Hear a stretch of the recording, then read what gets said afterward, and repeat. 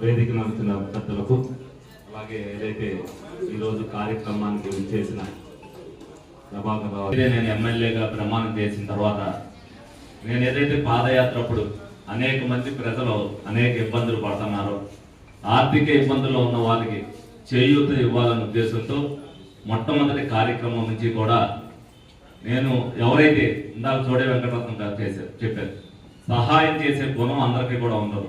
సహాయం చేయాలి అనే గుణం ఉన్న వాళ్ళని ఒక స్ఫూర్తిని వాళ్ళలో నింపుతూ అనేక మంది చేత, అంటే మీరు నమ్మరు, ఇవాళ మీ అందరికీ కూడా 10,000 5,000 వస్తున్నాయని అనుకుంటారు.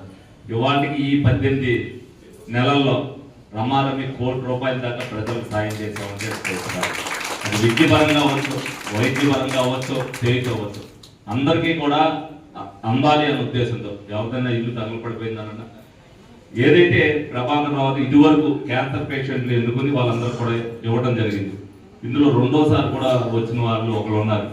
అలాగే రెండోసారి ఇంకొకరికి ఇవ్వాలనే ఉద్దేశంతో మా దగ్గర నెంబర్ ఉంటుంది కాబట్టి వాళ్ళకి ఫోన్ చేస్తే దురదృష్టవశాత్తు ఆవిడ చనిపోవడం జరిగింది. చాలా బాధాకరం అనిపించింది. ఎందుకంటే క్యాన్సర్ అనేది వాళ్ళు పూర్తిగా నయం అయ్యే పరిస్థితి లేకపోయినా సరే, క్యాన్సర్ ఉన్న వాళ్ళు ట్రీట్మెంట్కి ఇబ్బంది పడకూడదు, మనం కూడా చేయూతనివ్వాలి, వాళ్ళకు కూడా ఒక గుండె ధైర్యాన్ని కల్పించాలి, మనకు ఎవరో ఒకరు సాయం చేస్తున్నారు అనే ధీమా వాళ్ళకు ఉండాలనే ఉద్దేశంతో ఆవిడైతే ఒకసారి నా దగ్గరకు వచ్చి దెబ్బలాడింది కూడా, నీకు ఇప్పిస్తానమ్మా డెఫినెట్గా అని చెప్పి కూడా చెప్పా. నా మీద అలిగి కూడా వెళ్ళిపోయింది. మళ్ళీ పిలిచి ఆవిడికి వాళ్ళ ఇవ్వడం జరుగుతుంది. ఎందుకంటే వచ్చినప్పుడు డెఫినెట్గా మీ అందరూ కూడా కూలంకుషంగా చర్చించి మీతో మీ ఇబ్బంది పరిస్థితి చూసుకుని మీ ఫోన్ నెంబర్ రాసుకుని, మేమేదైతే 10 నెలల ఇవాళ ఏదైతే ప్రభాకర్ రావులు వాళ్ళ మదరు ఏదైతే సర్వలక్ష్మి గారు ఉన్నారో ఆవిడ 16వ వర్ధంతి సందర్భంగా మరి ప్రతి ఏటా ఏదైతే చేస్తారో ఆ సాయం నేను కూడా చేస్తాను, ₹1,20,000 ఇవ్వాలి, నా వంతు ఇస్తానని చెప్పి ఆయన చెప్తే అందులో నుంచి 17 మంది, నా దగ్గర 28 మంది ఉన్నారు సాయం కోరు వచ్చిన వాళ్ళు. అందులో బాగా ఇబ్బంది పడే వాళ్ళని 17 మందిని తీసి ఆ 17 మందికి ఇవాళ చేయూత ఇవ్వడం జరుగుతుంది. ముందుగా దీన్ని ప్రభాకర్ రావుని, అగ్రగంటి ప్రభాకర్ రావుని అభినందిస్తున్నా. ఇటువంటి దాతలో అనేక మంది నాతో ఉన్నారు. నేను ఎందుకంటే ఈ కార్యక్రమాలకు వచ్చేది ఎందుకనంటే ఇటువంటి వాళ్ళు ఇంకొక 10 మంది రావాలి, అందరూ తలొస్తారన్న ఉద్దేశంతోనే కార్యక్రమానికి నేను ప్రత్యేకించి టైం కేటాయించుకుని వాళ్ళు ఎక్కడ చేస్తామంటే అక్కడికి నేనే వచ్చి ప్రత్యేకంగా మీ అందరికి కూడా అందించడం జరుగుతుంది.